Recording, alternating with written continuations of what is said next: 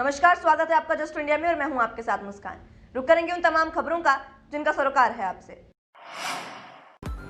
खबरों के प्रायोजक हैं आरोग्य मास्क लगाएं, कोरोना से सुरक्षित रहें। Kamal Chalk Industries, a trusted school of chalk, manufacturers and suppliers of chalk, color chalk, duster, mask, sanitizer, etc. Asian colour coated Ispat limited, आपका विश्वास हमारी पहचान।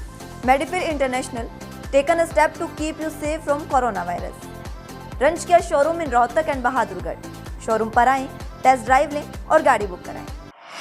दुष्यंत चौटाला ने कहा कि वर्तमान में कोविड-19 की परिस्थितियों को देखते हुए सख्ती को बढ़ाने की आवश्यकता है। हालांकि डिप्टी सीएम ने यह भी साफ कहा कि फिलहाल लॉकडाउन लगाने की आवश्यकता नहीं है।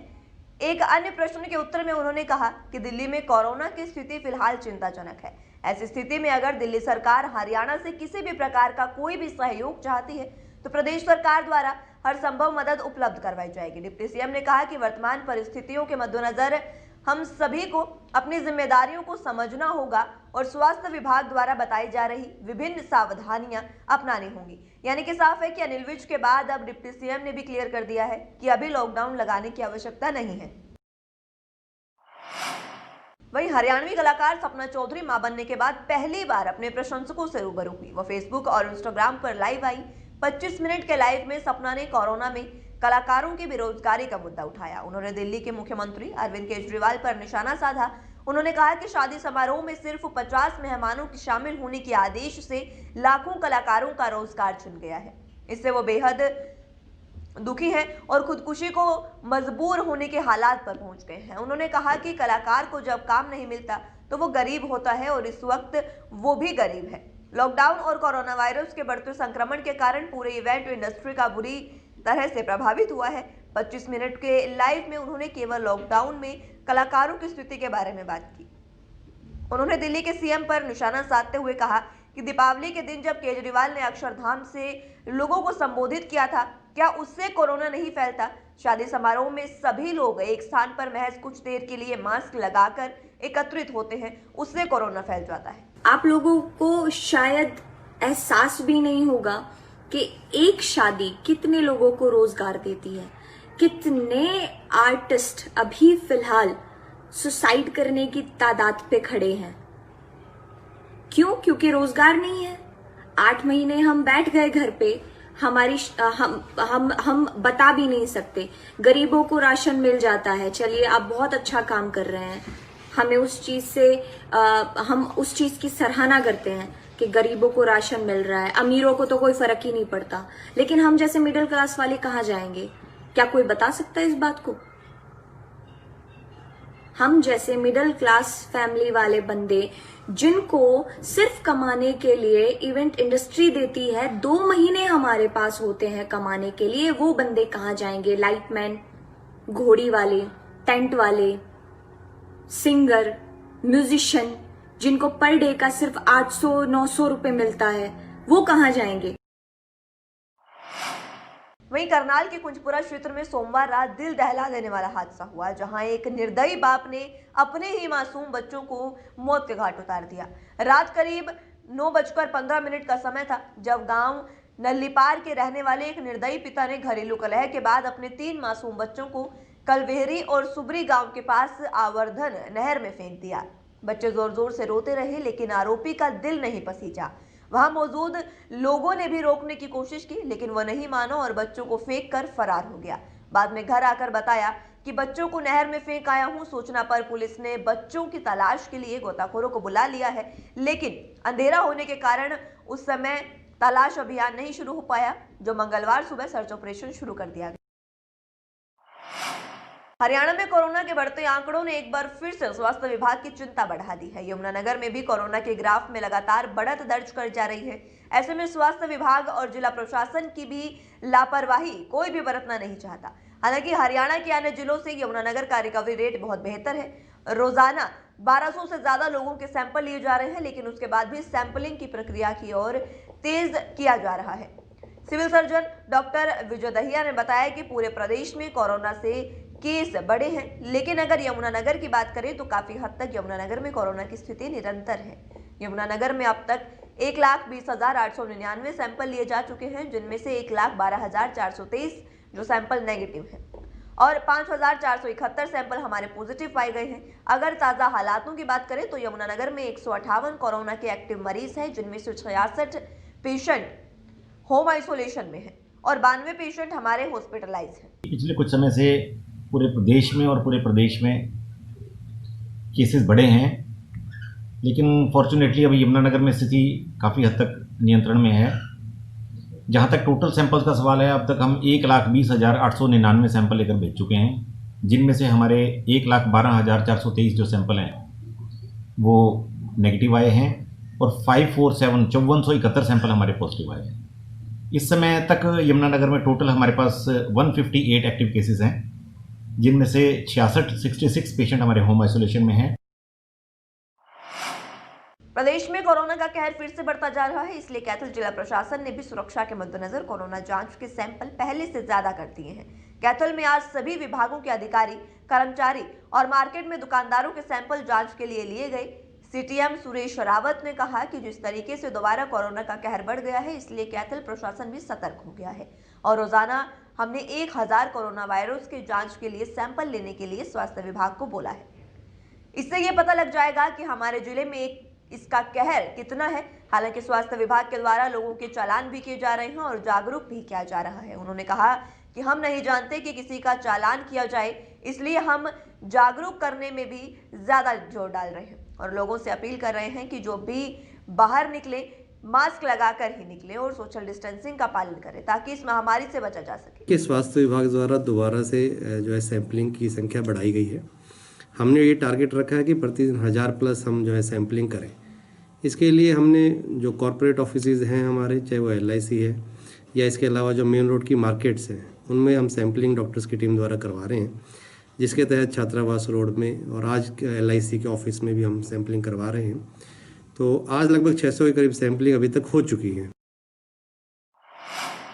वहीं ये खबर रोहतक से है, जहां मनीषा पुत्री सुंदरलाल की हत्या उसके ससुराल वालों ने दहेज की असीमित मांगे पूरी न होने के कारण की है और मुलजिम के परिवार वालों और हत्या करने वाले ससुराल पक्ष के लोगों को रोहतक पुलिस ने लगातार बचाने की कोशिश की है, क्योंकि मुलजिम पति हरियाणा पुलिस में कार्यरत है। इसलिए पंजाब और हरियाणा हाईकोर्ट के आदेशों के बावजूद मुलजिम पक्ष को पुलिस पूरी तरह से बचाने में लगी हुई है। उक्त बयान सुप्रीम कोर्ट के चर्चित वकील डॉक्टर AP सिंह ने मनीषा की हत्या के केस की पैरवी करने मैना टूरिज्म विजय चौक रोहतक में पत्रकारों से बातचीत करते हुए कहा। वरिष्ठ वकील डॉक्टर सिंह ने कहा कि जिस पिता ने अपनी बेटी के पति को हरियाणा पुलिस में भर्ती के लिए 4 लाख अपने पास से अपने बैंकों से निकाल कर दिए और पुलिस में भर्ती हुई और अभियुक्त पति और उसके परिवार ने उसी हरियाणा पुलिस की पावर का प्रयोग करते हुए रुपए देने वाले पिता की लाडली बेटी की हत्या कर दी।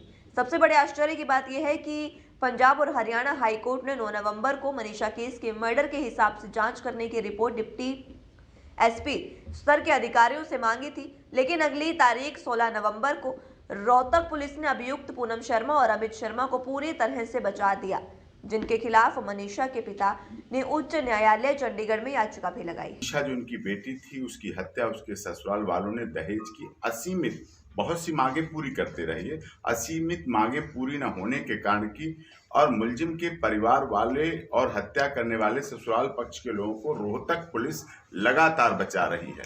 अक्सर बचाती है, लेकिन इस केस में इसलिए लगातार बचा रही है क्योंकि मुलजिम जो पति है वो भी हरियाणा पुलिस का एम्प्लॉय, हरियाणा पुलिस में है और इसलिए और बहुत जरूरी हो जाता है कि पंजाब एंड हरियाणा हाईकोर्ट आदेश दे रहा है कि आप 302 के अंतर्गत इस केस को एक्शन लें, इस केस में कार्रवाई करें। वहीं दिल्ली में होने वाले किसान आंदोलन के लिए किसान पूरी तरह से तैयार हैं। सैकड़ों की संख्या में किसान दिल्ली कूच करेंगे और सरकार के खिलाफ आवाज को बुलंद करेंगे। ये जानकारी किसान संघर्ष समिति के प्रदेश कन्वीनर मनदीप नथवान ने पत्रकारों से बातचीत में कही। इससे पूर्व किसान नेताओं ने उपमंडल के अनेक गांवों का दौरा करते हुए किसानों को जागरूक भी किया और भारी संख्या में दिल्ली जाने के लिए आह्वान किया। पत्रकारों से बातचीत में प्रदेश कन्वीनर ने बताया कि दिल्ली को हरियाणा से जोड़ने वाले सभी रास्तों को पूर्ण रूप से सील किया जाएगा और ये देश की आजादी के बाद ये किसान आंदोलन सबसे बड़ा आंदोलन होगा, जिसमें देश भर से सैकड़ों किसान संगठन भाग लेंगे। सरकार के 3 काले कानूनों के चलते किसानों के साथ साथ आम वर्ग को भी परेशानी का सामना करना पड़ेगा। अगर सरकार ने ये कानून वापस नहीं लिया तो ये सरकार दोबारा कभी केंद्र में नहीं नजर आएगी। भवानीखेड़ा शहर में बदहाल सीवरेज व्यवस्था सुधरने का नाम नहीं ले रही, तो वहीं प्रशासन की लापरवाही से भी शहर में आए दिन अनेकों हादसे होने से बच रहे हैं। शहर के वार्ड नंबर 2 में सीवरेजों के धंसने और उनकी बदहाली से शहरवासी परेशान हो चुके हैं। कई बार इस समस्या के समाधान की मांग भी स्थानीय निवासियों समेत नगरपालिका पार्षद द्वारा हल्का विधायक और स्थानीय नगरपालिका प्रशासन से भी की जा चुकी है, लेकिन इसके बावजूद भी इस समस्या का कहीं से कोई समाधान नहीं हो पाया है। इसके अलावा शहीद गुलाब सिंह पार्क के सामने से बाबा रामरूप डेरे की ओर जाने वाले मार्ग में बने गहरे गड्ढे भी किसी बड़े हादसे या बड़ी घटना का इंतजार कर रहे हैं, जिसको लेकर नगरपालिका पार्षद अजय कुमार का कहना है कि वो कई बार सीवरेजों की बदहाली की समस्या के समाधान की मांग स्थानीय नगरपालिका और हल्का विधायक से मिलकर कई बार उन्हें अवगत भी करा चुके हैं और मांग भी कर चुके हैं, लेकिन अभी तक उन्हें मात्र आश्वासन मिले हैं। उसके बावजूद भी इस समस्या का कोई समाधान नहीं किया गया। हमारे पूरे वार्ड में ये सीवरेज की बहुत कठिनाई है जी। ये रोज़ाना जी सीवर रुके रहते हैं, रोज़ाना सफाई के लिए कहते हैं, फिर कोई ध्यान नहीं दे रहा इन बातों पे। हाँ जी, 2 महीने पहले विधायक जी से मिले थे, तो उन्होंने कहा था जी थोड़ा टाइम लगेगा, फिर हो जाएगी, ये समस्या मिट जाएगी आपकी। लेकिन अभी तक ये 2 दिन तो साफ रहते हैं, 2 दिन के बाद फिर रुक जाते हैं जी। दसने से जी सारी परेशानियाँ हैं। सारी गली में ऐसा पानी भर जाता है कि निकलना मुश्किल हो जाता है। बच्चों का तो बाहर गली में बाहर तो निकल नहीं पाते बच्चे तो। खबरों के प्रायोजक थे Shri Shyam plywood and lamination, वेंसफिल अपरेड्स लव, boiling water proof plywood, SCF 48, HUDA complex, Rohtak.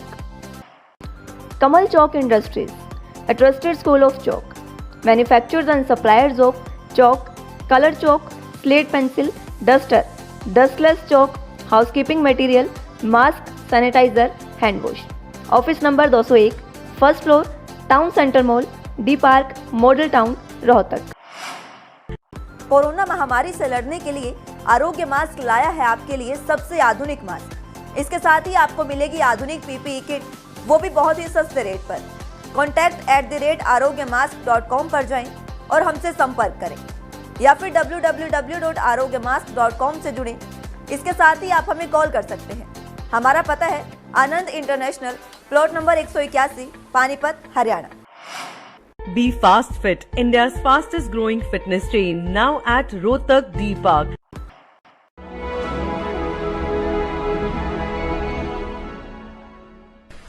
चाचा, आपने नया घर बनवाया है तो घर की छत पर कौन सी शीट लगवाई है? बेटा, मैंने अपने घर की छत पर एशियन शीट लगवाई है, क्योंकि वो कभी न मिटने वाले ओरिजिनल निशान की चादरें हैं। साथ में ISI का चिन्ह, 5 साल की वारंटी के साथ साथ पैसों का सही मूल्य देने वाली वही इकलौती शीट्स हैं। क्योंकि नाम नहीं, पहचान जरूरी है।